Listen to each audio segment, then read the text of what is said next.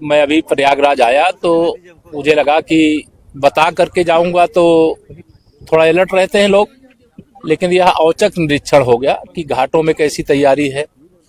3 तारीख से प्रयागराज का विश्व प्रसिद्ध जो हमारा माघ मेला है, जहां कल्पवास का अनुष्ठान 3 जनवरी से प्रारंभ होने वाला है और कल पवित्र एकादशी भी है और अंग्रेजी कैलेंडर के अनुसार भी 1 जनवरी भी लोग मनाते हुए बहुत सारे लोग डुबकी लगा रहे हैं। तैयारियां तेजी से आगे बढ़ रही हैं।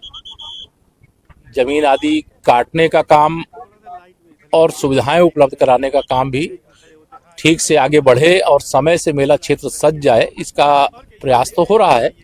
कोई कमी होगी तो अभी मैंने अधिकारियों को बुलाया है, उनको निर्देश जरूरी दिए जाएंगे, लेकिन हम लोगों का यही प्रयास है कि जो माघ मेला है वो मिनी कुंभ के रूप में यहाँ पर लोग मनावें, उसका आनंद लें, भक्ति का आनंद लें।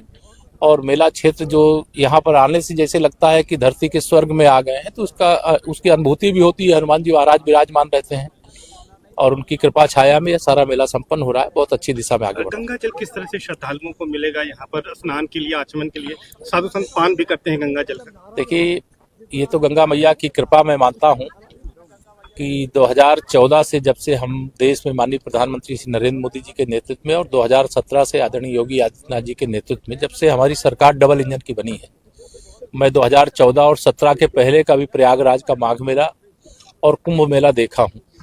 लेकिन 2014 के बाद से निरंतर सुधार हुआ है, विकास हुआ है। अविरल और निर्मल गंगा मैया का जो स्वरूप देखना चाहते थे, जिस पवित्र धारा में लोग डुबकी लगाना चाहते थे, गंगे तो दर्शनार्थ मुक्ति की भावना से लोग दर्शन करने के लिए आते थे, दीपदान करने के लिए आते थे। एक आज भी दिव्य प्रवाह है गंगा मैया का और पूरे मेला अवधि में भी बना रहेगा और मेला अवधि के बाद भी बना रहेगा, क्योंकि अब प्रयागराज के प्रति जो लोगों की आस्था है, श्रद्धा है, वह केवल प्रयागवासियों की सीमा तक सीमित नहीं है। इसमें देश के कोने कोने से लोग आते हैं, दुनिया के कोने कोने से लोग आते हैं। जो आते हैं उनका सबका स्वागत है और यहाँ और भी हम लोग प्रयास कर रहे हैं कि ऐसी व्यवस्थाओं का विकास किया जाए कि अगर कोई प्रयागराज में आता है, तीर्थराज के दर्शन करता है, गंगा जी में डुबकी लगाता है, तो 2-4 दिन 5 दिन यहाँ पर निवास भी करे। इस प्रकार की व्यवस्थाओं का विकास भी हम लोग करें। अच्छा अखिलेश जी, लेकिन इसके बावजूद ट्वीट कर रहे हैं, यहाँ की व्यवस्थाओं को अव्यवस्था बता रहे हैं। देखिए, अब गंगा जी के तट से ही मैं कह रहा हूँ, श्री अखिलेश यादव जी का बिहार के चुनाव परिणाम आने के बाद से मानसिक संतुलन बिगड़ा हुआ है। वो कोई ना कोई उल्टे सीधे बयान लगातार देते हैं।